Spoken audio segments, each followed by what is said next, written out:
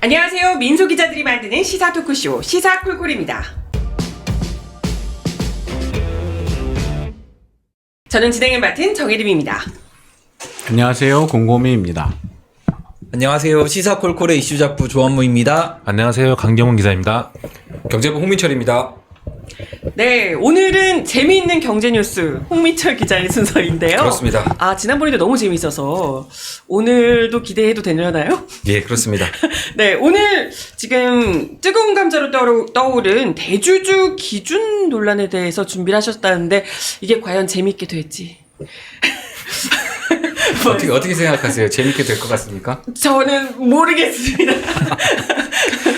이건 재밌는 거니까요. 아, 그냥 네네. 그렇게 믿고 계속 가는 거죠. 아, 알겠습니다. 네, 일단 그럼, 우선 네. 그 소득세가 뭔지부터 좀 확인을 하자.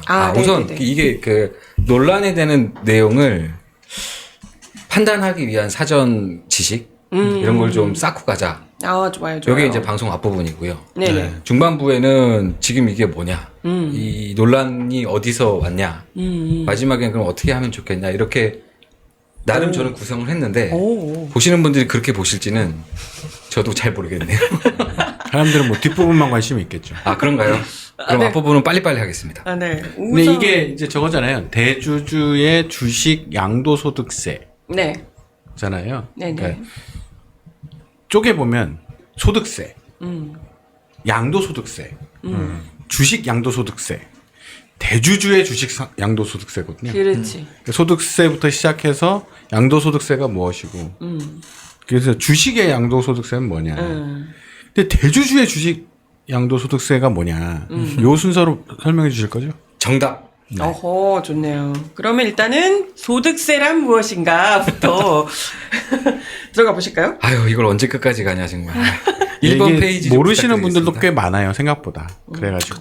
네. 일단 뭐 아시는 분들은 빨리빨리 패스하시면 될 것 같고요. 이렇게 바 조정하시는 걸로 한 5분 뒤로 가시면 됩니다. 일단 소득세 종류를 제가 좀 정리를 했어요. 이거는 3가지 종류가 있습니다. 종합소득세, 퇴직소득세, 양도소득세. 그래서 종합소득세 안에 우리가 아는 소득들이 많이 들어가 있어요. 소득 종류 보면 이자, 배당, 사업, 근로, 연금, 기타 이렇게 돼 있죠. 네. 이 중에 제일 익숙한 건 이제 근로소득이죠. 월급 받으면 내는 세금. 그게 이제 근로소득세. 한 5천만 원 벌면은 24%좀 냅니다. 이게 5천만 원 기준이 약간 복잡한 계산식이 따로 있긴 한데 대충 그냥 예시로. 그 밑으로 보시면 연금에도 소득을 내요. 요거 이제 왼쪽에 있는 종합소득세라고 해서 요 이자, 배당, 사업 여기서부터 기타까지 쭉 소득을 합쳐가지고 매기는 소득세가 또 따로 있거든요. 거기에 이제 포함이 되고요. 그리고 적금 들면은 15% 떼는 건 다들 아시죠? 직장인이라면? 대답이 없지? 몰랐습니다. 아, 적금을 우린 들지 않기 때문에. 아, 그렇죠. 만들어요. 하루 서로 하루, 네. 하루 보러 하루 살고 있어요. 아, 거의 강경 뭐. 기자님 방송 시작 처음으로 대답을 하시네요. 우리는 안 적금 된다고. 얘기가 나와서 내가 적금을 들어갔었나 생각해봤더니 한 번도 없네. 그렇습니다. 보통은 다들 드시고요. 거기에 15% 붙습니다. 배당에도 15% 붙고요. 요런 내가 뭔가 돈을 벌면 소득에는 그걸 소득이라고 부르고 거기에 세금이 붙는다. 퇴직금에도 당연히 붙고요. 요 이제 소득세가 그렇고 그다음에 양도잖아요. 양도. 뭘 넘겨줬어. 내가 갖고 네네. 있는 재산을 넘겨줬어. 그러면 내가 살 때 뭐 10,000원에 샀는데 팔 때 20,000원에 팔면 10,000원이 양도에서 발생한 소득이 되는 거죠. 그게 이제 보통은 이제 부동산, 네. 집 샀다가 팔면 거기서 발생한 만약에 내가 4억짜리 집을 사서 5억에 팔면 1억이 남잖아요. 네네. 그러면 한 30%쯤 냅니다. 1억에 대해서 30%. 네, 1억에 대한 30%. 이것도 복잡한 계산이 많고요. 근데 이제 그냥 대충 계산하면 30%쯤 낸다 이렇게 생각하시면 됩니다. 네. 또 다른 이제 자산, 부동산 같은 개념의 자산이 주식이 있죠. 그럼 주식이 옆에 이제 물음표를 쳐놨는데 주식은 양도를 했을 때 돈을 벌면 그 양도 소득의 얼마를 과세를 할까요? 없나요? 물음표 해놓은 거 보니까. 없습니다. 없나 본데? 네. 주식 양도 소득에는 과세가 없다. 그렇구나. 아무리 많이 해도. 아무리 규모가 커도. 많이 해도 야, 없다. 개꿀이네. 질문하셔야죠, 아나운서님. 네네네네. 지금 제가 지금 좀 잘못 보고 있는 것 같은데? 그러면 어. 그 한 1억 정도를 네. 그냥 양도하면은 네. 세금을 냈죠. 1억 정도를. 1억을. 아, 현금 네, 1억을 현금을. 그냥 줬어요? 그렇죠. 그럼 그냥 현금으로 준 거죠. 주는 거예요? 보통 네. 이제 그건 증여 개념이라고 해서. 증여를 했을 때. 네. 증여세가 있죠. 증여세가 있죠. 증여세가 훨씬 셉니다. 그러면 1억을 주식을 사요. 그러면 그걸 주식을 주면은 세금이 없죠. 우와. 그러면 주식을 받아가지고 다시 팔어. 자기가 받아가지고. 네. 그러면 서로 세금 안 내는 거예요? 그렇죠. 그럼 다 양도에 대해서. 이런 식으로 하지 않아요? 그러면 다? 그렇죠. 그게 이제 요 다음 내용이 있는 거예요. 그게 최근에 많이 하는 그 증여 방법으로 쓰이죠. 자식에게 주니까. 오. 아니 그거는 좀 다른 얘기고요. 요 얘기 설명을 한번 들어보시는 게 어떨까요? 아, 네네네. 네네네. 그러니까 해주시죠. 주식 양도에 대해서는 그래서 소득세가 아예 없다는 얘기인가요? 그러면? 이게 고민은 있죠. 이게 이제 이게 소득이 발생하는 거잖아요. 양도에 따라서 그것도 자산을 기반으로 한. 그러니까 그걸 어떻게 규제할 거냐라는 고민은 계속 해왔고요. 여러 방식으로 규제를 했습니다. 2번 페이지 좀 띄워주시겠어요? 2번 페이지 보시면 이제 그 주식에 대한 양도에서 발생하는 소득은 어떻게 과세할 거냐는 고민이 이제 1981년에 처음 도입이 된 거예요. 요때 이제 보시면 비상장 주식에 대해 양도소득세 과세를 시작했다 이렇게 돼 있죠. 네. 요때 무슨 일이 있냐면 지금 공고민님이 말씀하신 일들이 발생한 거예요. 내 사장이야. 내 주식을 박 이사한테 줘. 양도해. 박 이사는 당연히 그 대금을 내죠. 양도해. 그 양도한 그 박 이사가 사장 아들한테 다시 양도해. 그러니까 판단 얘기예요. 팔아. 그러면 원래 사장이 아들한테 주면 증여죠. 네, 죽은 다음에 주면 상속이고. 금액에 따라서 그것도 꽤 많이 냅니다. 막 50%씩 내야 돼요. 근데 양도하고 전문용어로 이제 원쿠션 친다고 그러죠. 그러면 세금이 없으니까 누구나 다 이 짓을 했겠죠. 그러니까 그러네. 주식에 대한 양도도 과세를 하자. 이런 제도를 처음으로 만든 겁니다. 네네. 그게 그러니까 81년이요? 그렇죠. 81년. 취지 자체가 뭔가 불법, 편법, 상속, 증여를 막겠다는 취지로 이제 이게 시작이 된 거예요. 네네. 근데 81년도에 시작할 때 주목해야 될 거는 상장 주식은 과세하지 않았다는 겁니다. 비상장만큼은요? 비상장. 그러니까 왜 상장 주식은 안 했냐? 이게 이제 그때 당시 주식거래가 이제 막 생겨나고 거래소가 생겨나고 이런 것들은 좀 자본시장 활성화 측면에서 육성하자, 인센티브를 주자, 뭐 이런 취지로 시작된 거예요. 아. 이때 그래서 상장 주식에 대한 과세는 없었습니다. 오. 그래서 주식거래 육성 인센티브로 용인 요게 이제 그 얘기죠. 이걸 그리고 일부러 이제 좀 키워주려고 그랬다는 그렇죠. 거죠? 90년대 들어서 이제 상장 주식도 해보자라는 움직임이 되기 시작해요. 네. 이것도 똑같이 이제 뭐 편법 증여 뭐 이런 게 막 있으니까 일정 지분 보유 이상인 사람 코스피 같은 경우는 10%, 코스닥 같은 경우는 25% 이상. 이건 상장 주식에 대한 얘기입니다. 요 사람들에게만 양도소득세를 부과하자. 그러니까 이 사람들을 대주주라고 봤다는 그런 거죠? 개념인 거죠. 그 10% 25% 이상인 사람들 그렇게 많지가 않거든요. 그 사람들을 대주주라고 보고 사실상 개념적으로 최대주주에게만 그러니까 100% 주주가 있으면 50% 이상 갖고 있는 사람은 퇴재주주인 거고요. 경영권을 가진 10% 나머지 있는 사람들 있잖아요. 그런 사람들도 넘겨줄 때 양도할 때는 세금을 부과한다. 수익이 있다 그러면 그게 이제 기준이 10% 25%였다. 요게 이제 2013년 들어서서 대주주 기준을 이제 강화하기 시작합니다. 네. 이때는 금액이 없잖아요. 지분율 기준만 있었습니다. 90년대에서부터 2013년까지는. 근데 2013년에는 지분율에 더해서 시가총액 기준을 새롭게 적용하기 시작했다. 이런 얘기가 되는 겁니다. 2013년도 이게 박근혜 때인데 아하. 세금을 많이 거들라고 한 겁니다. 세수 확보 목적으로. 그래서 그 다음 페이지가 3페이지인데요. 3페이지 좀 넘겨주시겠어요? 넘어가시면 이게 이제 그 대주주에 해당하는 기준이 어떻게 변하느냐를 정리한 표입니다. 2013년에는 말씀드린 대로 이제 25억 시가총액 기준이고요.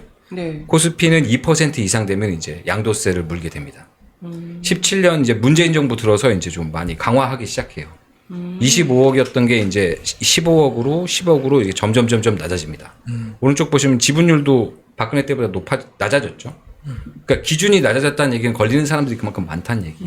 그러니까 액수가 낮아지면은 그만큼 양도세를 부담해야 되는 대주주가 늘어난다. 근데 마지막에 2022년 보면은 50억으로 늘어났죠. 이게 이제 윤석열 정부입니다. 네. 기준이 10억이었다가 50억 이상 가진 사람만 양도세를 물게 되는 거예요. 그럼 적게 내게 되는 거죠. 그렇죠. 규제가 완화된 거고 세 부담을 완화시켜 준 거죠. 이때도 이제 주식 거래 활성화가 목적이다. 뭐 이런 얘기를 해요. 근데 계속 말씀드리지만 이건 대주주에 대한 양도소득세의 기준인 거죠. 네네네. 그럼 일반 주주는요? 지금 말하는 뭐 개미 투자자 이 사람들은 네. 여전히 양도소득에 대해서는 세금을 내지 않고 있다. 위에 1번 페이지 때 보셨겠지만 우리가 월급을 조금밖에 안 받아도 다 내거든요. 근데 이 사람들은 주식에서 얼마를 벌어도 세금을 안 낸다. 대주주가 아니니까. 그렇죠. 많이 벌어도 영원. 네. 세금 영원. 영원. 그게 이제 최초의 81년도에 제도가 도입됐을 때 사장들이 불법으로 편법으로 증여하고 상속하는 거에 문제의식에서 시작된 제도였는데 이게 점점 시간이 지나면서 그 과세 대상되는 대주주의 범위를 넓혀왔던 거죠. 네, 넓혀오는데 아직까지 인식은 뭔가 불법과 탈법을 막기 위한 대주주에게만 세금을 낸다. 말씀드렸듯이 상속과 증여는 세금 높은데 양도에는 세금이 낮으니까 그 부분을 완화하기 위한 제도로 자리 잡고 있었던 거고요. 이 문재인 정부 때 이게 10억 원까지 낮아졌다는 얘기는 그 부분을 뛰어넘어서 뭔가 주식에서 발생한 양도소득에 과세를 해야 되는 거 아니야? 라는 범위가 넓어진 거죠. 그렇게 볼 수 있는 거예요. 그러니까 그것을 다시 50억으로 끌어올려서 네. 대상을 좀 줄였다. 아까 공고민님이 말씀하셨던 것처럼 소득세, 양도, 대주주 그 개념이 이제 지금까지 설명드린 어떤 배경 지식 그리고 제가 계속 다시 한번 강조하는 건 이제 이게 50년째 육성 중이다. 50년째 내 월급에서는 따박따박 원천 징수를 해가면서 이 주식 여기서 막 그 위대하고 훌륭하신 개미 투자자분들께는 양도소득에 대해서는 전혀 과세하지 않는 물론 지금 소득을 올리고 계신 분들이 많이 없으니까 그게 좀 뭐 저도 안타까움이 있긴 하지만 올리신 분들은 세금 안 낸다 이런 얘기입니다. 네. 그러면 지금 대주주 기준이나 뭐 금액 기준 이런 건 어떻게 계산하는 건가요? 그렇죠. 이게 이제 그 마지막에 보신 50억 1% 이 부분을 이제 최근에 이재명 정부가 들어서서 강화하겠다. 그게 이제 4페이지에 있는 내용입니다. 왼쪽이 현행이고 오른쪽이 개정안이죠. 그래서 보유 금액이 50억 이상에서 개정안은 10억 이상으로. 그러니까 문재인 정부 시절로 다시 돌아가자. 네. 그래서 더 많은 사람들에게 양도소득세를 걷자. 요 얘기를 지금 한 거예요. 이게 이제 아까 말씀하신 대로 어떻게 계산하는 거냐. 여기를 보면은 그 해 마지막 날. 그러니까 마지막 거래일이죠, 정확히는. 주식시장이 여는 날. 그때 A라는 사람이 보유하고 있는 주식을 계산하는 거예요. A라는 사람이 B라는 회사 주식을 얼마나 갖고 있냐. 계산을 해봤는데 전체 100% 중에 1% 이상을 갖고 있더라. 이 사람은 양도세 계산 대상. 그리고 1%는 안 되는데 10억이 이상, 지금은 이제 50억이니까 50억 이상 갖고 있더라. A라는 주식, B라는 회사 주식을. 그러면 그 다음에 양도세 부과 대상이다. 이렇게 계산을 하는 거예요. 근데 지금 이 기준을 50억에서 10억으로 이제 올리자라고 그렇죠. 하는 거예요. A라는 사람이 가지고 있는 B기업 주식을 50억 이상에서 10억으로 하자. 그러면 10억을 가진 사람이 그 다음 해에 샀다 팔았다 해요. 내가 가진 주식을. 그때 뭐 10,000원, 20,000원, 30,000원, 뭐 100,000원, 20,000원, 100,000원, 1,000,000원 수익을 올리면 그 소득에 대해서는 과세를 한다. 뭐 맞는 말 같은데 지금 뭐 근데 이게 반대를 하는 사람들이 이제 상당히 많은 상황인 거잖아요. 그렇죠. 이게 대체 어떤 논리로 지금 반대를 하고 계시는지 이걸 좀 살펴봐야 될 것 같아요. 그렇죠. 여기서부터 이제 살펴봐야 됩니다. 기본 지식은 이제 다 된 거 맞습니다. 아, 네네네, 알겠습니다. 그러니까 요약을 하면 한국의 이 주식 양도 소득세는 없었던 거예요. 네, 없었고 네. 이것에 대해서 이제 문제 의식을 갖기 시작했다고 봐야죠. 그래서 이런 과정을 있다가 이제 뭐 나중에 설명을 하시겠지만 잘 복잡하다. 완전 선진화로 가자라고 해서 이제 금투세가 이제 등장을 한 건데 이게 이제 유예되다가 지금 폐지가 되면서 요 강화론이 다시 이제 물 위로 올라온 거거든요. 그러니까 세금을 바라보는 세금에 대한 가장 기본 원칙이라는 건 존재합니다. 그 법치국가에서는. 그러니까 그게 소득이 있는 곳에 세금이 있다. 소득이 있다면 세금이 있다라는 거예요. 그 얘기는 뭐냐면 이게 기본 개념을 이제 탑재하기 위해서 한 얘기입니다. 어떤 나라가 이 나라에서 네가 산다. 혹은 경제 활동을 한다라고 하면 여기에서 이 나라의 제도에 안에서 돈을 벌었다면 이 나라에 세금을 내. 라는 겁니다. 이건 전 세계적으로 다 통용이 됩니다. 그죠. 어느 나라나 거기 가서 돈을 벌잖아요?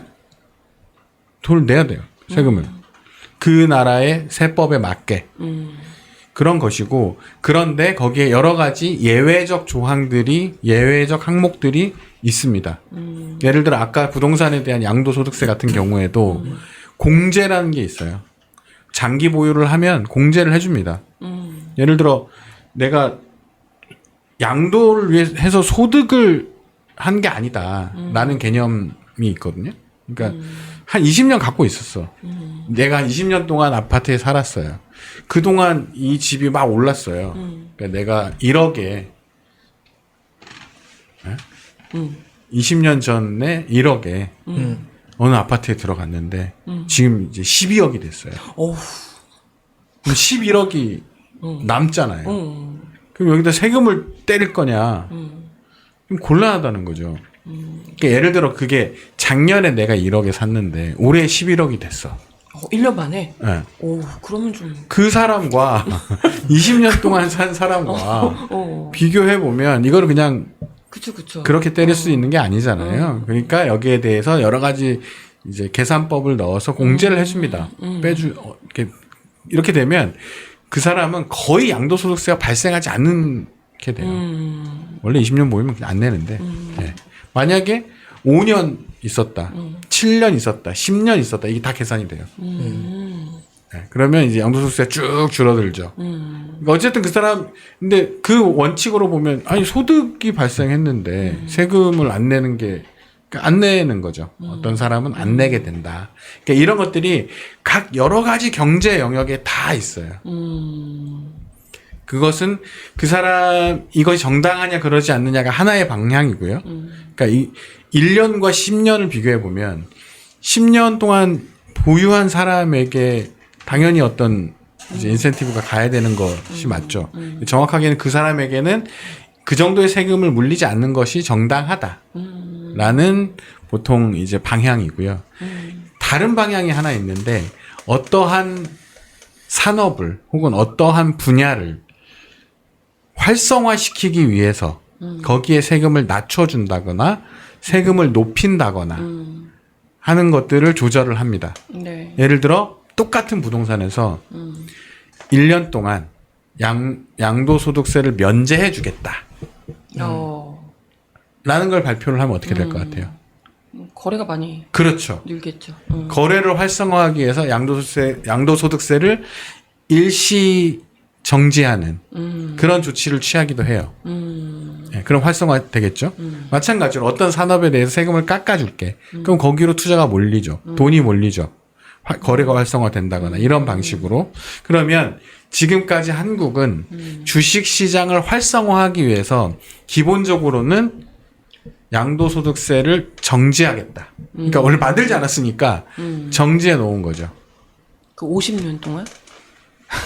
얘기하신 80 그렇죠 뭐 아까 뭐 50년 동안 육성 중이라고 하셔가지고, 예, 뭐 그랬다는 얘기. 그런 개념으로 이제 이해를 하시면 될 것 네네네. 같고 이제 2010년대를 넘어서면서 한국의 금융시장이 어느 정도 규모를 갖추고 여기서 이제 뭐 되게 많은 사람들이 하다 보니까 아 이것도 기본적인 소득의 방향이고 그러다 보니 여기에서도 과세라는 개념이 정상적으로 도입되어야 한다는 논의가 꽤 오랫동안 2000년대에 접어들었을 때 10여 년 동안 쭉 성장해 온 것이고 그 와중에 이제 지금 요 대주주 양도소득세 문제가 지금 불거지고 있는 건데 네. 요것은 아까 얘기한 대로 약간 징벌적 과세 그러니까 세금을 때리면 그것이 위축되는 효과를 갖는 정책이었던 거죠.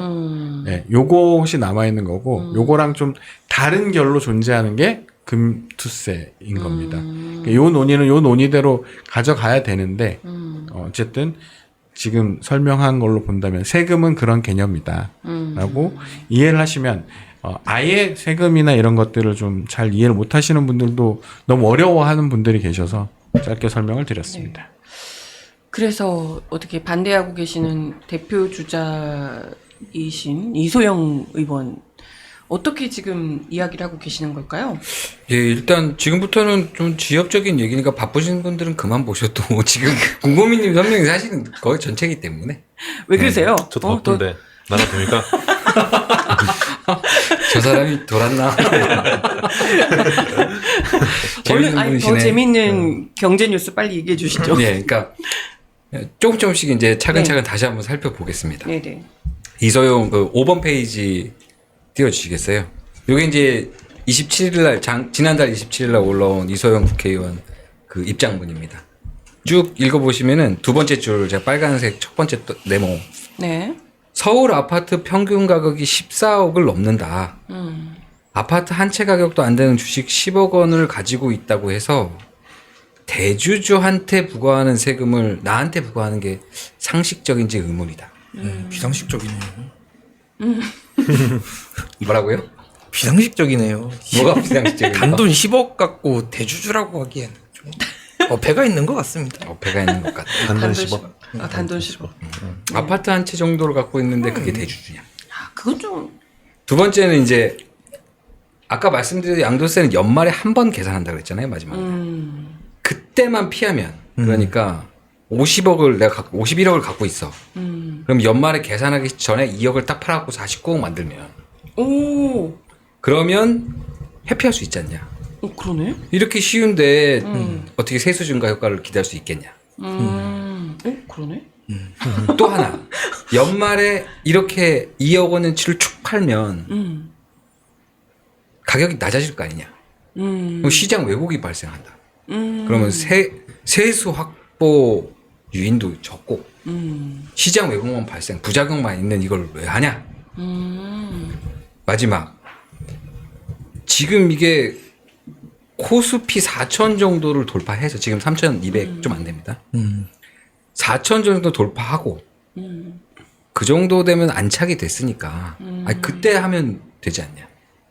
그러니까 앞서 말씀드린 왜곡 이게 쭉 떨어지지 않냐? 이게 51억 갖고 있는 사람들이 2억어치 팔면 그만큼 떨어지는 시장 왜곡이 발생하는데 네. 지금 3,200밖에 안 되는 상황에서 왜 하냐? 4천 정도로 올라서서 안정감 있게 좀 어떤 그 한국의 그 기업들의 가치가 인정받은 상황에서 이걸 도입하는 게 좋지 않겠냐? 이렇게 잘 정리했다. 그렇네요. 그러네. 갑자기 설득이 되네. 설득이 됩니다. 아, 그 청원까지 올라왔잖아요. 맞습니다. 네. 국회 청원이에요. 6페이지 네네. 보시면은 제가 이 페이지를 띄워놨는데 오늘 아침에 제가 이걸 찍어보니까 14만 명이더라고요. 처음에는 뭐 한 40만 명 갈 것처럼 하더니 별로 안 늘었어요. 그때 뉴스 나올 때 10만 명 넘었다 뭐 이렇게 했었는데 그 사이에 4만 명밖에 안 는 거 보니까 열기가 식었나 보죠? 그런 건가요? 뭐지? 이 사람 얘기는 뭐냐면 비슷해요. 그러니까 양도소득세는 대주주가 회피하기 위해 연말에 팔면 그만이다. 회피 물량 나오게 되면 하락할 수밖에 없지 않냐. 연말마다 이렇게 하면 떨어질 거고 옛날처럼 별로 안 오르는 주식시장 된다. 요 뒷말이 되게 중요한데 요 뒷말은 제가 나중에 다시 한번 말씀드리겠습니다. 그래서 7번 페이지 넘어가서 정리를 하면요. 하나씩 한번 살펴볼 쟁점을 정리한 겁니다. 서울 아파트 평균 가격이 10억 이상인데 주식 10억을 대주주라고 볼 수 있냐? 그리고 연말에 매도 폭탄이니까 세금을 회피하려는 사람들이 물량을 쏟아낸다. 시장 악영향이 있다. 그리고 우회로 가능한데 조세 효과가 있는 거냐. 그리고 코스피 4천에 가면 그때 하자. 이렇게 네 가지로 정리할 수 있겠죠? 네.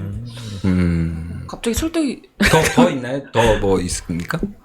아니 뭐 모르겠네. 이 정도만 해도 그러면 하나씩 이제 좀 살펴보면 좋을 것 같아요. 일단은 뭐 서울 아파트 평균 가격 10억 이상인데 주식 10억이 뭐 맞냐? 뭐 아까 단돈 10주식 10억 이렇게 얘기하셔가지고 대주주라는 이름을 부과하기에는 부여하기에는 그렇긴 한 것 무리가 같아요. 있다, 갑자기 설득이 되는데 이거 어떻게 얘기할 수 근데 있을까요? 꼭 아파트 10억. 대주주라는 표현을 꼭 써야 되는 건가요? 그럼 중 빼면 되죠. 대주주. 그러니까 몇 아까 변이잖아. 그 개념으로 보면은 본다면 그렇다. 그렇다는 거죠. 그러니까 지금 어쨌건 대주주의 기준을 뭐 어떻게 한다 이 얘기를 하고 있는 거니까. 그러니까 이게 이제 약간 그런 측면이 좀 있는 거예요. 아까 제가 잘 설명하다가. 그러니까 징벌적 과세를 일반적 과세 개념으로 약간 섞어 쓰려고 하니까 약간 틀어지는 거긴 하거든요. 예. 그러니까 아주 고액의 대주주, 그러니까 진짜 재벌들이 이제 이 장난질을 막기 위해서 도입한 어떤 그런 개념에 이제 세금을 일반적으로 좀 써볼까? 라고 이제 끌고 오다 보니 이제 발생한 거죠. 그러니까 이런 것들이 있어서 이거를 리셋하고 이렇게 새로 설정하자는 건 일단 물 건너갔어요. 일단 뒤로 미뤘어요. 자, 그거 그 법안이 통과됐었는데 유예하다가 이제 일단 폐지. 자, 다시 논의하자. 이렇게 된 상태고. 근데 요거는 원래 있던 거니까, 그러니까 그 방향대로 왔던 거예요. 요걸 바톤을 이어받아서 일반적인 이제 과세 단계로 이제 넘어가자고 했던 건데, 요건 없어져 버렸으니까, 요거를 예전으로 다시 문재인 때로 돌려놓자 정도이니까 대주주라는 개념은 그렇기 때문에 이제 쓰이고 있는 거죠. 네. 정리를 다시 한번 처음에 그 말씀을 그래서 드려서 81년도에 그 제도의 연원이 그거다. 네네. 그 부분을 이재용 그 의원은 문제 제기를 하고 있는 거죠. 이 제도의 본디 목적. 그리고 그 제도가 흐르면서 발생하는 어떤 그 조세 정책 당국자들의 목적의 혼합. 이 부분을 딱 갈라가지고 야 10억이 대주주냐? 이렇게 얘기한 거죠. 근데 사실은 저는 이소영 형이 알고 있다고 봐요. 이게 이제 주식에 대한 양도세를 넓혀가는 과정에 있는 제도의 취지를 가지고 있다는 걸 알고 있다고 보거든요. 근데 이제 그 부분을 떼어내서 10억? 야 10억인데?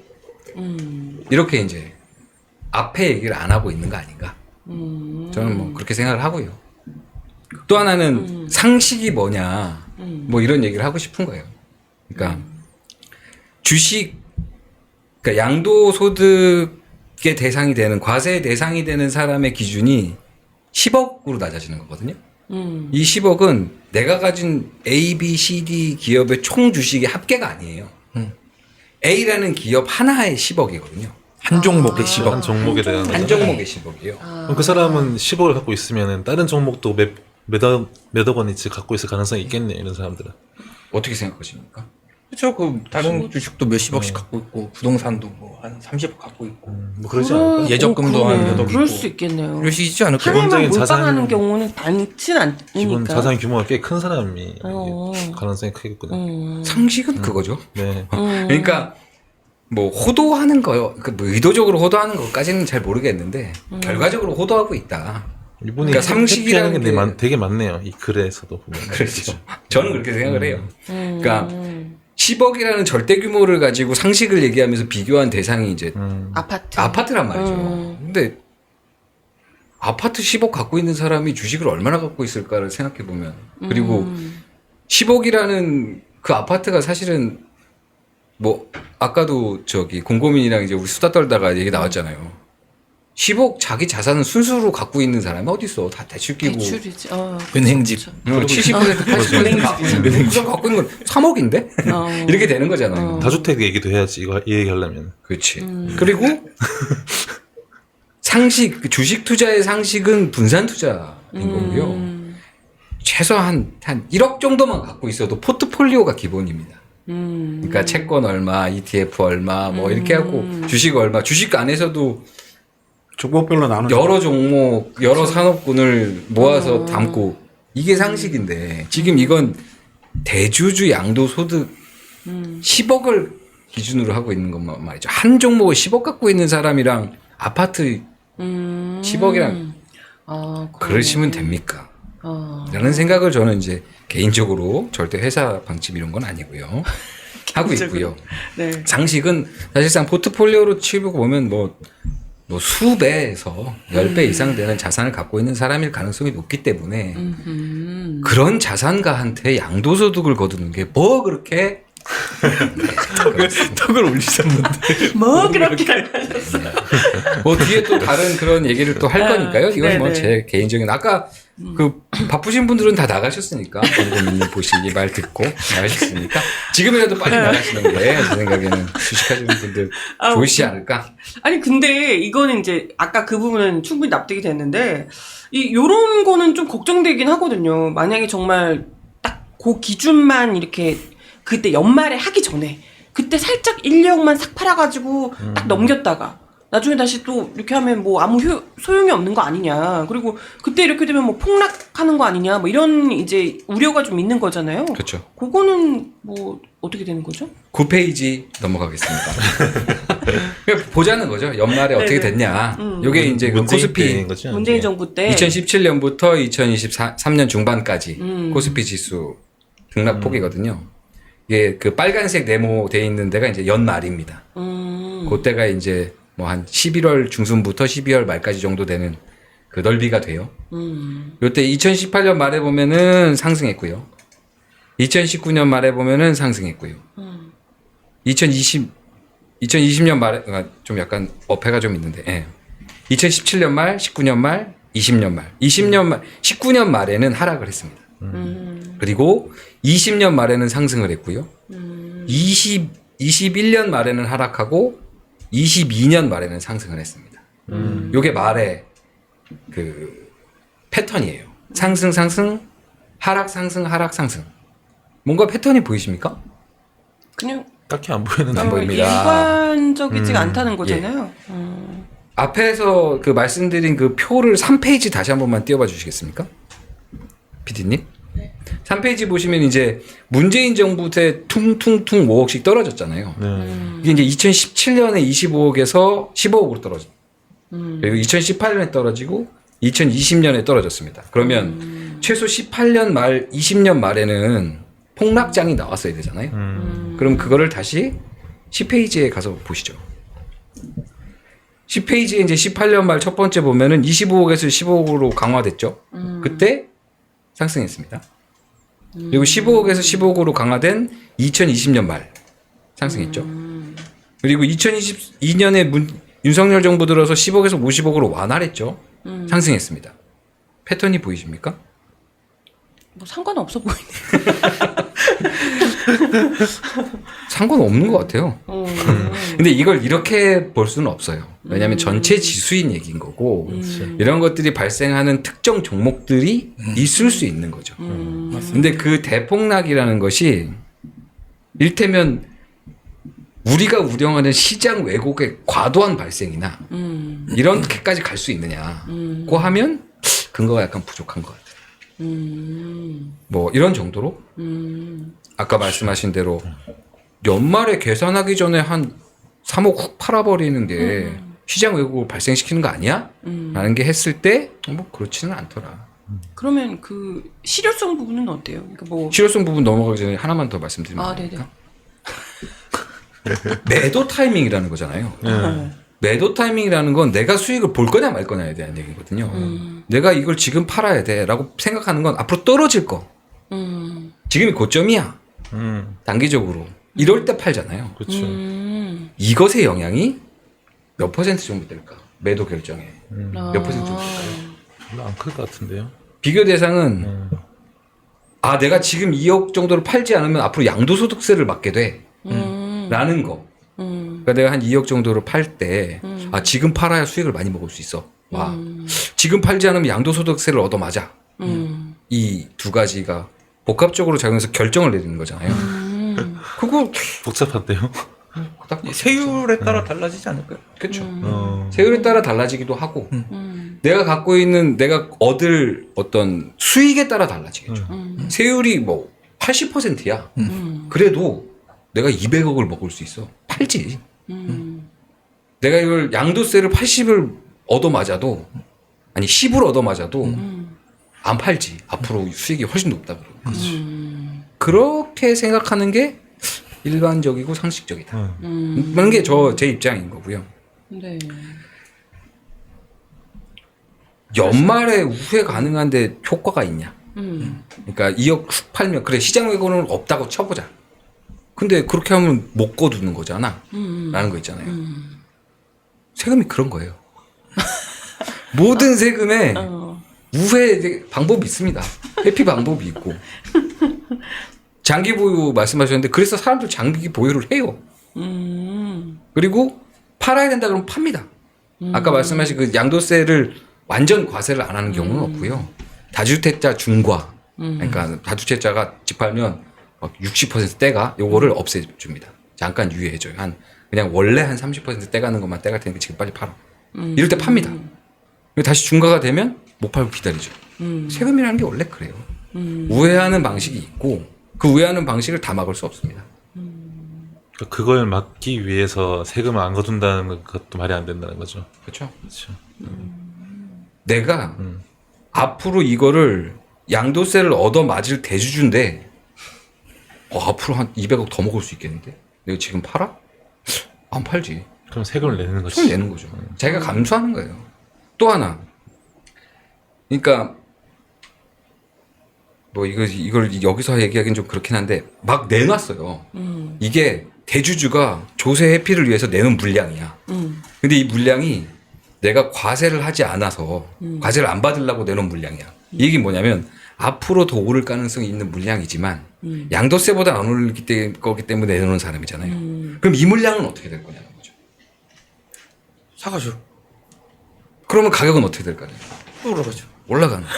시장 현상은 없는 거다.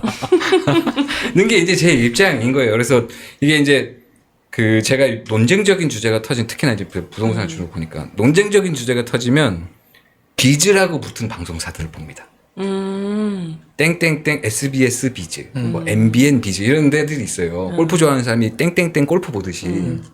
그거 보면은 왠가 전문가들이 나와서 자산가가 유리한 방식으로 막 해석을 해줘요. 그거 보고 있으면 저걸 비판하면 되는구나 이런 게 있거든요. 근데 이번에도 그렇게 쫙 봐요. 봅니다. 그럼 보면 그 사람들조차도 네. 양도세 대주주 기준 강화가 왜곡 효과를 가져온다고 명백하게 말할 수 없어요. 그렇게 말하는 사람이 없습니다. 왜곡 효과를 가져올 거라는 우려 때문에 움직이는 거죠. 슈퍼 단어가 있는데 불확실성. 그런 불확실성이 시장에 악영향을 미치고 있다. 이런 정도만 얘기하지. 이게 명백하게 그렇다라고 주장하는 사람을 제가 못 봤습니다. 근데 약간 투자자들의 심리에 영향을 미칠 수 있어요. 심리에 영향을 미치라고 계속 그런 얘기 하는 거 아니에요? 그럴 수도 있고요. 그 진위까지는 저는 잘 모르겠습니다. 그리고 막 그런 거 있을 것 같아요.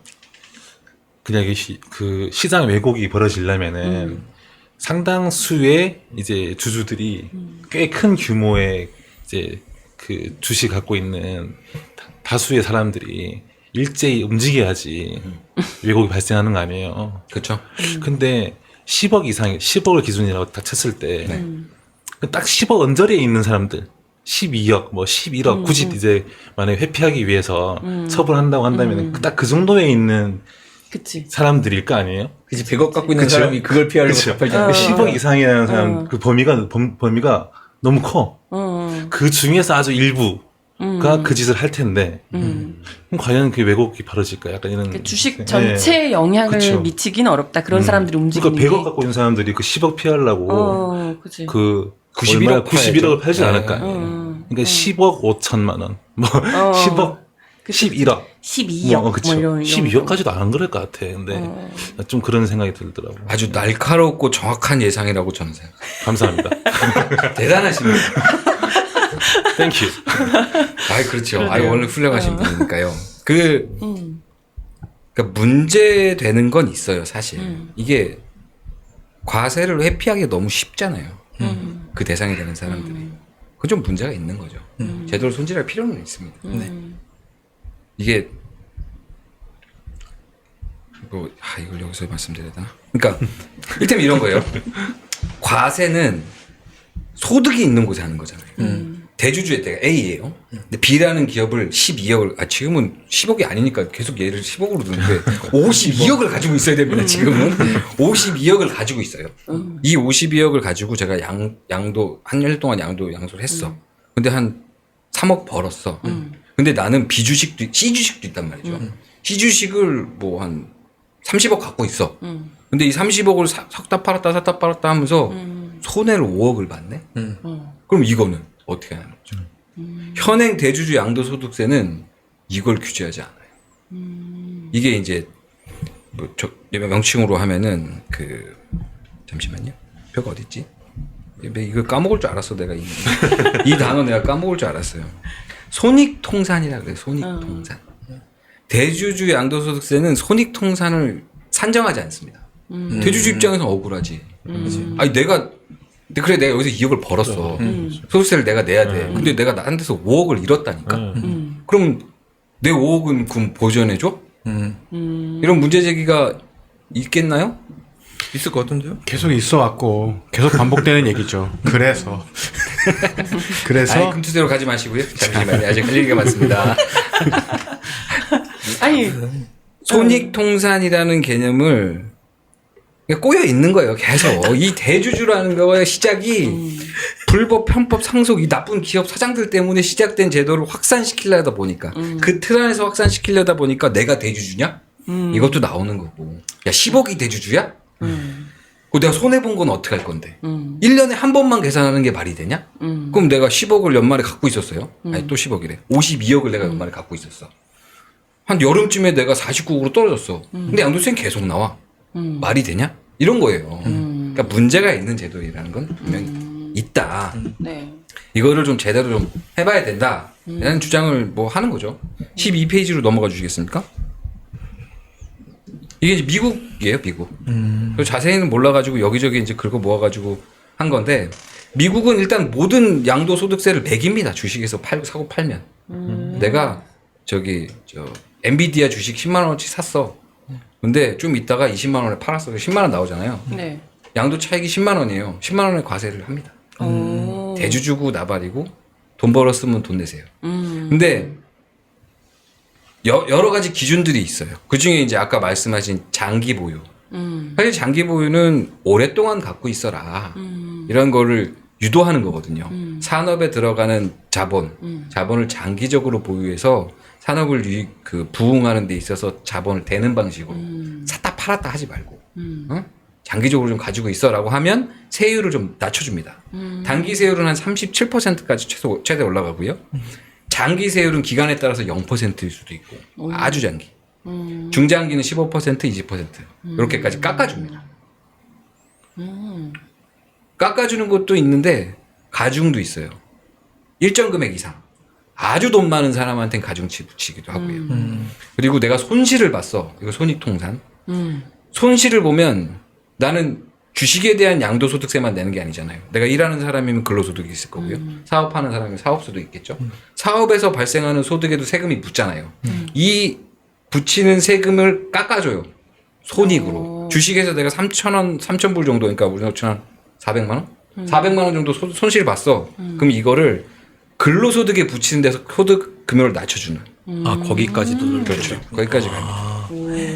합리적이지 않아요? 그러면 한국도 이렇게 하면 안 되나? 한국도 이렇게 하면 안 되냐? 사실은 6페이지 좀 보여주시겠습니까? 괜찮은 것 같은데? 6페이지 이분은 저 되게 싫어했었는데 뒤에를 보니까 맞는 말씀을 하시는 거예요. 보시면 국장에서 돈 많이 번 순서대로 내는 것도 아니고 많이 들고 있는 게 죄라서 내는 건가요? 요 얘기는 이제 A라는 사람이 B라는 기업 10억 들고 있다고 되는 거냐? 야, C라는 사람은 DCDF 갖고 막 갖고 있어. 근데 다 49억씩 갖고 있어. 그럼 안 내잖아. 억울한 거 아니야? 그러네. 이것도 아니고. 돈 많이 가진 순서대로 세금 내서 이상한 포퓰리즘으로 떠나게 하지 말아주세요. 정답인 거야. 그냥 주식 양도세를 해. 대주주 양도세 말고. 그렇지. 맞아. 이 얘기를 이분이 한 거예요. 그래서 동의를 할까? 그런 생각도 했는데 그 이분은 좀 약간 짜증을 내시면서 엔비디아 막 미장으로 가지 않냐고 그냥 가셨으면 좋겠다 이런 생각도 하고 개인적으로 개인적으로? 개인적으로입니다. 예. 그렇게 억울하시면은 뭐 이분도 국장을 걱정하시는 분일 테니까요. 네네. 그래서 한국도 이렇게 하면 되지 않냐 계속 말씀하시게 이제 곰곰이님 말씀하신 금융투자소득세 얘기가 이제 나오는 겁니다. 그러니까 양도 차익에 대해서 이제 과세를 하는 게 사실은 그렇죠. 여러 정책 목적 그러니까 주식시장 활성화라든지 뭐 이런 거에서 좀 거시기 하니까 그렇다고 돈 많이 버는 사람들한테 소득 안 걷는 건 좀 그렇잖아요. 그러니까 주식에서 발생한 양도소득이라든지 뭐 배당에서 발생한 소득이라든지 그리고 채권, 파생상품 이런 데서 나오는 수익들을 다 묶어가지고 거기다 과세하면 되지 않겠냐. 이런 아이디어가 있었습니다. 그러니까 이건 모든 투자자한테 과세가 되고요. 일반적인 세율이랑 똑같습니다. 그러니까 누진제예요. 얼마부터 얼마까지 번 사람은 몇 프로. 뭐 이 사람은 2%만 내. 근데 뭐 한 100억 번 사람은 40% 돼. 뭐 이렇게 돼 있어요. 이 제도가. 그게 이제 14페이지인데 자세한 내용은 입만 아픕니다. 알아봐야 도움도 안 되고 이런 걸 계산할 일도 없어요. 저는 그렇기 때문에 그냥 쓱 넘어가시고 보시고 싶으신 분들은 이렇게 캡처하셔갖고 보시거나 이미 알고 계실 거고 저 세무사들이 다 해줄 겁니다. 15페이지로 넘어가시는 게 중요한데 이게 이제 요 모든 금융소득에 소득세를 부과하자라는 건 이제 2020년에 나왔습니다. 국회를 통과를 했는데 코로나 때면서 유예되고요. 윤석열 정부 들어서 유예되고요. 2024년도에도 이거 좀 어쩌쩌쩌 하면서 유예됩니다. 그리고 2024년 이재명 당대표 시절에 폐지가 되죠. 이재명 당대표 시절에 폐지가 됩니다. 더불어민주당 170석이 폐지시켰죠. 아니 근데 어찌됐건 이재명 대통령이 지금 코스피 5천 이야기도 계속 그렇게 하시는데 빨리 넘어가십니까? 빨리 넘어가고 싶어요. 미묘한 어떤 입장 차이가 보인다. 아니 사실이니까 폐지를 시켰습니다. 네. 아니 근데 어쨌든 이재명 대통령이 서로 지금 뭔가 아까 안 한국도 이렇게 하면 안 되냐고 하시더니 아니 뭐 그렇게 생각하는데 어쨌든 아니 이제 코스피 5천 이야기를 계속 하시잖아요. 이재명 대통령이 네, 여기에 받을 수 있는 이 심리적 요인을 무시할 수 없겠죠? 맞습니다. 사실은 저도 그렇게 폐지를 했다고 말을 했지만 그 취지나 이런 거에 대해서 완전 반대하지는 않는 것 같아요. 저는 사실 반대한다고 생각하고 있었거든요. 제 스스로가. 근데 이걸 준비하면서 진짜 계속 생각을 하다 보니까 뭔가 좀 더 깊게 고민해야 될 문제들이 나오더라고요. 그게 이제 지금부터 말씀드린 16페이지 좀 넘겨주시겠습니까? 이게 이제 이소영 의원 주장에 저는 동의하지 않지만 동의하는 국회의원들이 한 10명이 넘더라고요. 그거를 이소영 의원이 동의한다고 자기 페북에 쓰면 그걸 또 태그해갖고 갖고 와가지고 동의해 주셨습니다. 또 의원이 하면 또 동의해 주셨습니다. 이렇게 다 소개를 해요. 그래서 그냥 이소영 페북만 보면은 민주당 의원들 생각이 보여요. 근데 한 걸 정리를 해보면 별로 이렇게 동의되는 내용은 없는데 일단 생각해봐야 될 건 이거예요. 이재명 정부가 코스피 5천을 공약하지 않았니? 코스피 5천이라는 건 시장의 선택으로 만들어진 결과인데 시장에 악영향을 미치는 정책을 굳이 이렇게 해야겠니? 이건 고민해볼 지점이 많지 않겠어? 라는 부분이 하나 있어요. 이 부분이 좀 그러니까 이소영 의원이 쓴 입장문 전체를 동의하진 않는 분들이 많고요. 대신 이 정책적 목적에 따라서 이런 양도소득세 대주주 규제 강화를 꼭 지금 꼭 이 정도 규모로 해야 되는 거야? 나는 아니라고 생각해 라고 동의하는 사람들. 이게 한 10명 넘습니다. 그래서 제가 질문을 드리려고 했는데 여기 제가 이 16페이지에 해놓은 질문을 하나씩 제가 오역소리 드리려고 했는데 벌써 55분이라 아니요, 뭐 질문해도 되는데 아니 그래서 제가 그 두려워하시는 공공님께만 질문을 하는 게 어떨까 싶어요. 좋은 생각이에요. 좋은 생각. 일단 저는 이렇게 생각해요. 혼자 죽지 않겠다. 이런. 주식시장 첫 번째, 주식시장 활성화돼 기업의 자본 조달이 용이하고 경쟁력이 살아나서 경제 발전의 모멘텀을 가질 수 있다. 동의. 자산의 부동산 쏠림을 극복해야 한다. 동의. 청년 국민 자산소득 증대를 위해서 주식시장을 활성화해야 한다. 코스피 5천 가자. 부동의. 정책 목적의 도세 특례는 어디까지 허용되는가 모르겠어요. 이건 나 진짜 모르겠더라고.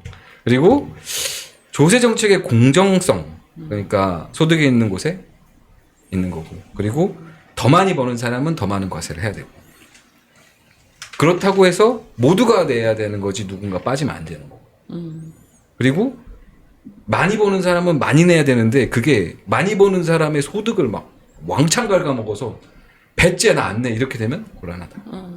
이게 이제 수용 가능성인데 이 세 가지를 놓고 봤을 때 이번에 대주주 주식 양도 소득세 기준 강화가 이것까지 다 해치고 있나?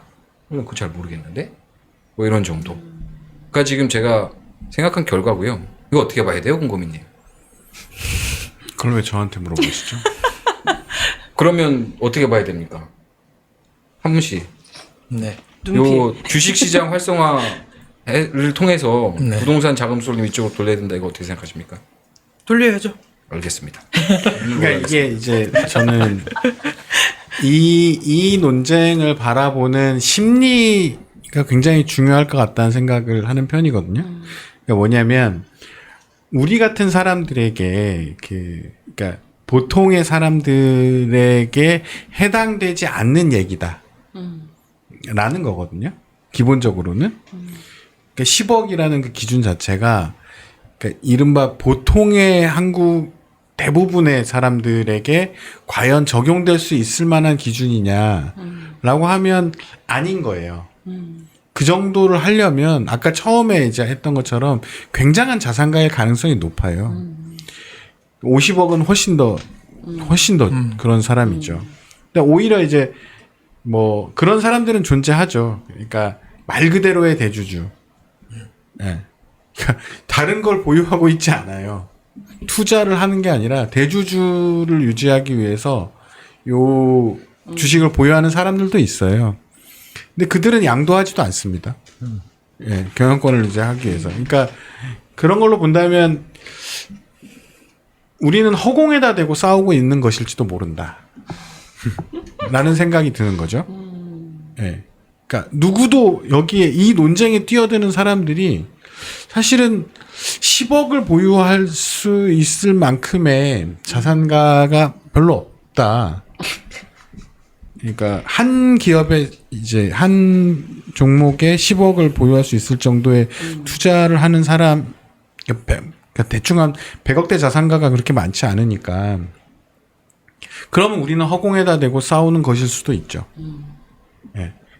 그리고 아까 얘기했던 대로 어쩌면 주식 시장에 활성화되어야 그러니까 기업으로 돈이 들어가고 산업이 발전한다는 것은 그냥 자본주의의 논리고 주식 시장에 돈이 늘어난다고 저 인간들이 또 다 투자하지도 않아요. 기업가들이 또 다르거든요. 그러니까 어쩌면 이것은 말 그대로 주식시장 자체를 놓고 벌어지는 이제 어떤 심리전 같은 거라고 생각이 드는데 저는 민주당이 이것을 추진해왔던 것은 전 정부의 부자 감세를 복원하겠다라는 흐름 속에서 나왔다고 생각이 돼요. 그런데 신기하게도 지금 시장은 주식 시장의 활성화에 대한 기대감이 굉장히 큰 상황은 있는 것 같아요. 네. 그게 실제 존재하거든요. 네네. 예. 그러니까 그게 묘한데 저는 이제 한국인들 사이에서 코리아 디스카운트가 꽤 사라졌다라고 표현을 하는 편이거든요. 그러니까 코리아 디스카운트는 대부분 외국 자본에 대한 얘기인데 한국인들이 코리아 디스카운트가 꽤 강했단 말이에요. 그러니까 불안정성 뭐 이런 것 때문에 됐고 그냥 미국 가서 안전하게 투자해. 애플 사고 있으면 뭐 그렇게 심하게 뭐떨어지진 않잖아. 카카오 봐, 씨. 삼전 들고 있었는데 막 분할 빡. 뭐냐고. 뭐 이런 코리아 디스카운트가 사라지겠구나. 라는 기대감이 한국인들에게 이제 이 정권이 바뀌면서 존재하는 상황에서 기대감은 그런 것이죠. 언젠가 나도 100억 자산가가 될 수 있다. 그러니까 예를 들면 책을 쓰는데 당신도 100억 자산가가 될 수 있다. 이런 책이 팔리는 거잖아요. 당신도 10억 자산가 이건 뭔 소리야? 뭐 이렇게 되는 거니까. 그런 기대감이라는 거예요. 10억이라는 이 숫자가 가지고 있는 힘은 전 거기에 있었다고 봐요. 실제 대상자냐 아니냐. 나는 아니지만 언제 될지도 모르니까. 네. 이게 참 묘한 거다. 근데 정책이라는 건 실제 실효성과 상관없이 이렇게 영향을 주기도 해요. 사람들에게 묘한 심리를 자극하기도 한다. 그것이 어떤 아예 먼 나라 얘기면 모르겠는데 이게 내가 노력하면 몇 년 하면 될 것 같은데? 라는 생각.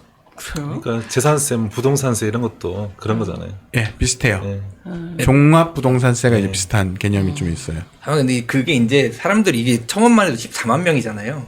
그 사람들이 본인이 10억 대주주가 해당될 거라고 생각하는 분들도 물론 계시겠지만 기본적으로는 10억을 갖고 있는 내가 될 수 없지만 10억을 갖고 있는 사람들이 움직여서 내가 10억이 피해를 입힐 수 있다. 영향을 받을 거라는 그런 인식들을 많이들 갖고 계시겠죠. 그래서 이제 불확실성. 그런 논리 때문에 이제 사람들이 이걸 다 따져보는 거잖아요. 근데 묘하게도 이걸 따져보는 과정에서 사람들이 자신을 여기다 투영하는 게 아니라 불안감 이런 걸 이제 자극한 건 맞아요. 네. 그러니까 저는 여기서 배워요. 아마 민주당은 이렇게 된다면 뒤로 물을 가능성 굉장히 높다고 봅니다. 네. 뭐 밀어붙일 수도 있을 텐데 여론이 만만치 않은 상황이기 때문에 예, 이건 뭐 선택을 하겠죠. 민주당이 선택을 하겠지만 또 한 축으로는 이런 게 존재하는 거예요. 사람들의 심리를 굉장히 자극한 측면이 있는데 또 반대로 그렇다면 세금이라는 것이 여론에 휘둘린다면 그것은 세금으로 기능할 수 있는가 예, 라는 게 있거든요. 그러니까 세법이라는 건 묘해서 밀어붙이면 또 갑니다. 사람들이 거기 적응하고 살거든요. 예, 그러니까 어떤 세금이 도입될 때는 다 조세 저항이 있어요. 근데 이제 만들어지면 또 가거든요. 근데 이제 그런 원칙을 지킬 것이냐 라는 어떤 가치관의 충돌이 벌어지는 상황도 있는 것 같아요. 그러면 거기에서 민주당은 무엇을 선택할 것인가 이런 게 있을 것 같고요. 누차 얘기하지만 저는 뭐 논의를 뒤로 미루지 말았으면 좋겠다. 예, 금융소득에 관한 과세 문제를 논의를 뒤로, 그러니까 나중에 합시다. 한국이 이거 너무 좋아하는데 이미 이 임계점에 온 거거든요. 뭐든지 계속 부딪혀요. 그러면 물어보죠. 세금 안 낼 거야? 세금 내지 말자는 거야? 그건 아니다. 라는 거죠. 그러니까 세금이 어느 정도 정리돼 있으면 그러면 지금 부스터를 줘야 되니까 예? 예를 들면 세율 조정이나 이런 것들을 이제 뭐 소득별로 계산해서 뭐 하겠다 이런 것들이 부스터를 줄 수 없는 이유가 지금 그게 정리돼 있지 않아서 그런 거거든요. 그리고 지금은 사실 소득이 많이 발생하지도 않지 않냐 뭐 이런 계속 쳇바퀴처럼 도는 문제들이 있는데 저는 이제 이것을 명확히 했으면 좋겠다. 그러니까 민주당이 이렇게 선택하든 저렇게 선택하든 그것의 결론에 무엇이 있어야 하냐면 이재명 정부가 가기 전에 이것은 반드시 입법한다. 이런 게 좀 필요하다고 봅니다. 금융 투자에 대한 과세 제도를 이재명 정부에서 이재명 정부 기간 동안 완성하겠다. 예. 그리고 그것이 합리적일 수 있도록 사회적 토론을 계속해 가자. 예. 자, 이거는 이번에 통과시킬 테니 그렇게 합시다. 라던가. 자, 이번에 이것은 일단 밀어놓겠습니다. 그렇기 때문에 더 시급하게 이 논의를 해야 합니다. 라던가. 그러니까 어떤 선택이든 솔직히 얼마나 많은 세수가 늘어날지는 저는 아직 모르겠어요. 그런데 이제 선택은 민주당이 하는 거고 여당이 하는 거고요. 그것의 결론이 저는 동일했으면 좋겠다라는 생각이 드는 거죠. 이 과세 문제를 더 이상 미룰 수는 없어요. 네. 그래서 그러면 더 격렬한 토론이 아마 벌어질 겁니다. 네. 제도 설계 과정에서 뭐 이런 게 좀 필요하지 않을까. 저는 기본적으로 저한테 이제 기초적인 개념을 묻는다면 저는 세금 많이 때리는 거 좋아합니다. 세금은 부자들에게 많이 내게 할수록 좋아요. 그러면 나도 너 얼마 버는데 2억 너 반띵 내. 그럼 정당한 거야. 전 그렇게 생각해요. 2억 버는 사람에게 사회가 1억을 가져간다? 전 정당하다고 생각합니다. 많은 나라들이 그래요. 1억 정도 벌면 그렇게 되거든요. 근데 쫙 올라가서 이제 이 높은 구간을 계속 뒤로 미루는데 이걸 낮춰야죠. 낮춰서 좀 더 많은 세금을 걷어들이고 그 많은 세금으로 이제 사회 안전망을 깔아야 사회가 정상화됩니다, 한국이. 그러니까 그것을 하자고 이 민주당이 이제 성장해 오는 과정에서 이게 2000년대 민주당이 성장해 오는 과정에서 부자에 대한 증세 얘기를 계속 잘 못하고 있었는데 과세 문제를 잘 못하고 있었는데 이재명 정부에 대한 그런 기대는 있는 거거든요. 네.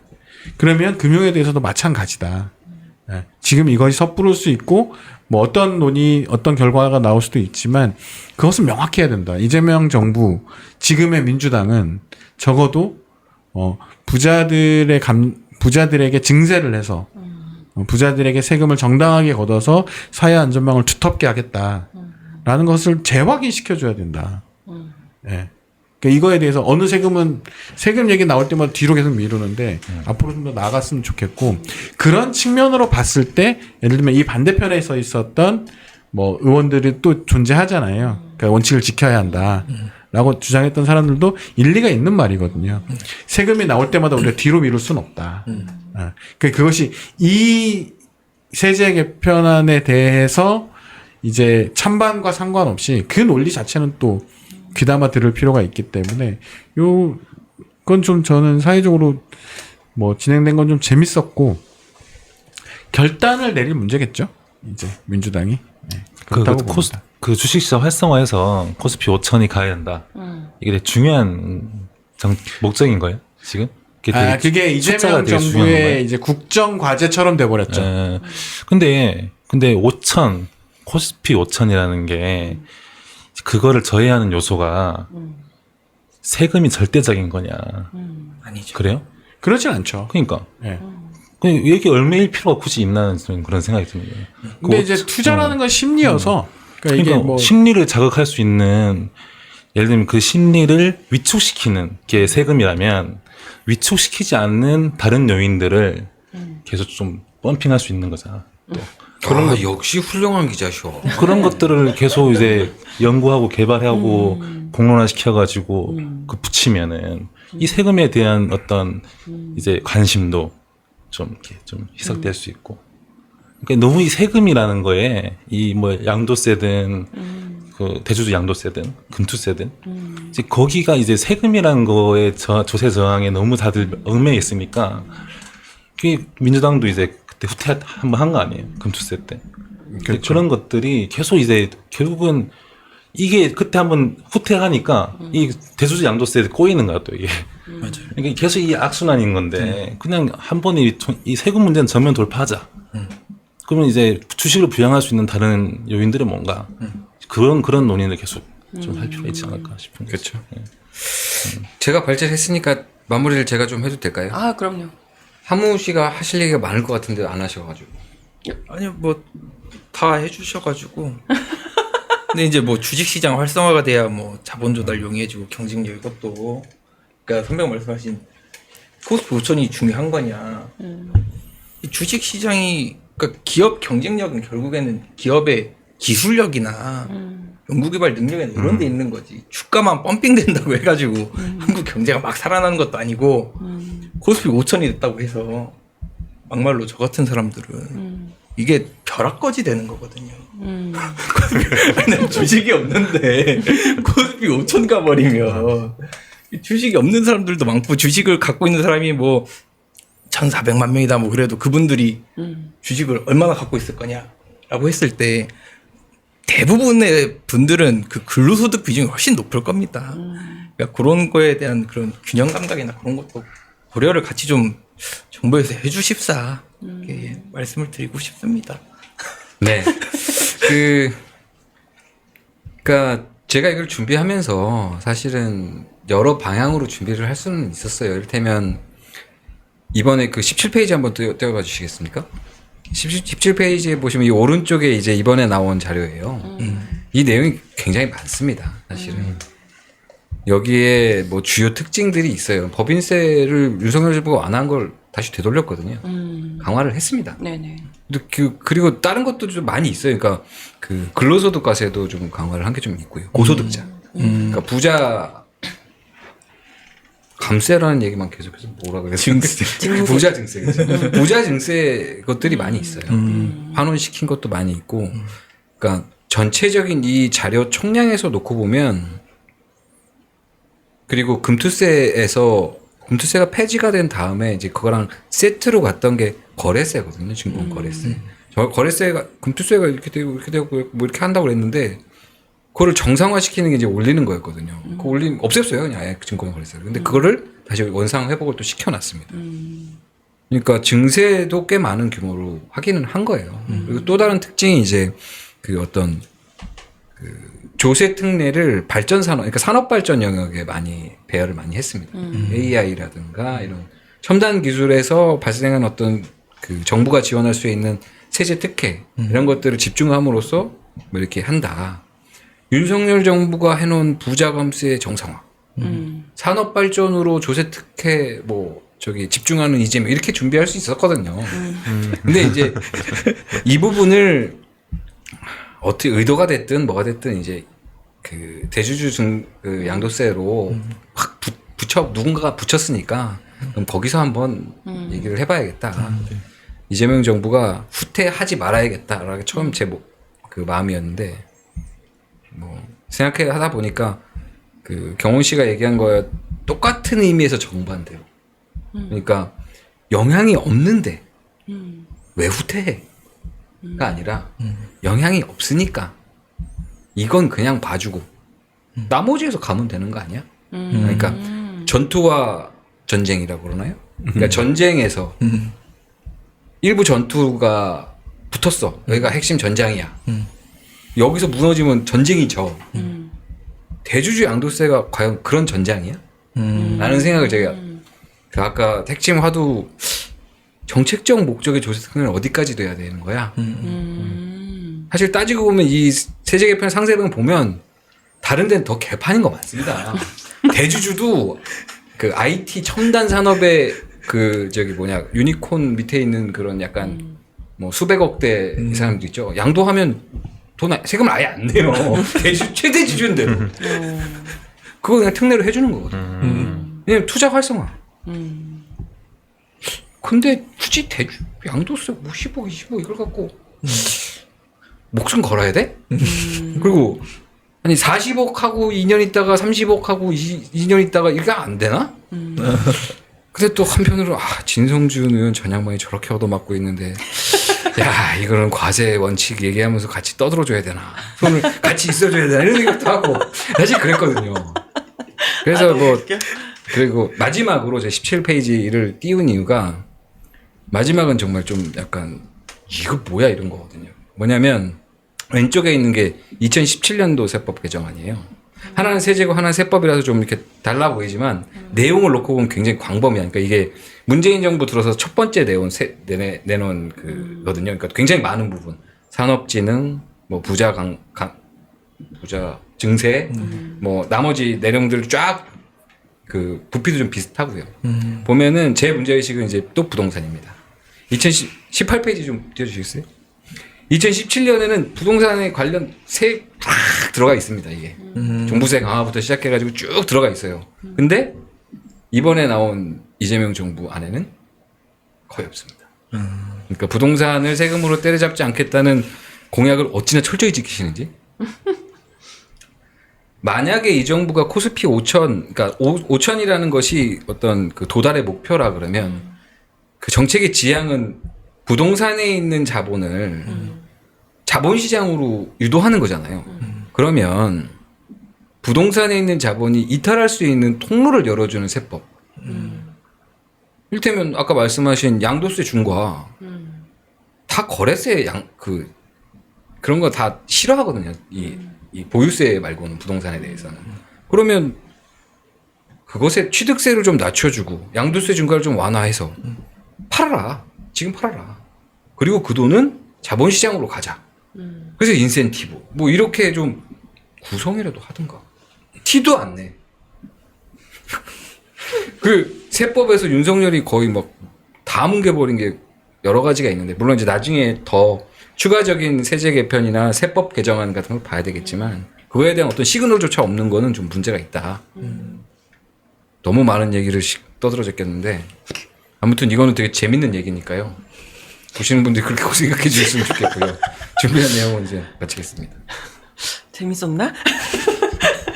결론이 뭐예요? 재밌다던, 예? 결론이 뭐예요?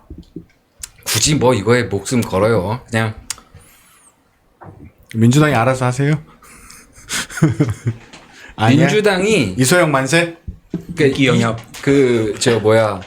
이 기준 강화에 대해서 50억으로 유지하겠다고 해도 이재명과 민주당을 비판하진 않겠다는 게 제 입장이죠. 그렇다고 합니다. 여기까지 보시는 분도 한 50명도 안 돼. 그랬구나. 그래서 저는 그렇게 얘기했어요. 알겠습니다. 뭐 저를 가르쳐 주셨던 이 우리 세법 관련한 여러 교수님들이 저 미쳤다 막 이러실 건데 헛 가르쳤구나. 내가 그렇게 하면서. 생각하는데 어떻게 해? 할 수 없지. 알겠습니다. 네. 대주주 양도세 논란과 관련해 깔끔하게 정리를 해주셨고요. 마지막에 좀 뭔가 찝찝한데. 역시 훌륭한 기자야. 정리한 걸로 이렇게. 네, 오늘 시사 쿨쿨은 여기까지 하겠습니다. 민중의 소리 채널 구독과 좋아요, 알림 설정, 댓글 많이 부탁드리겠습니다. 오늘도 함께 해주셔서 감사합니다. 감사합니다.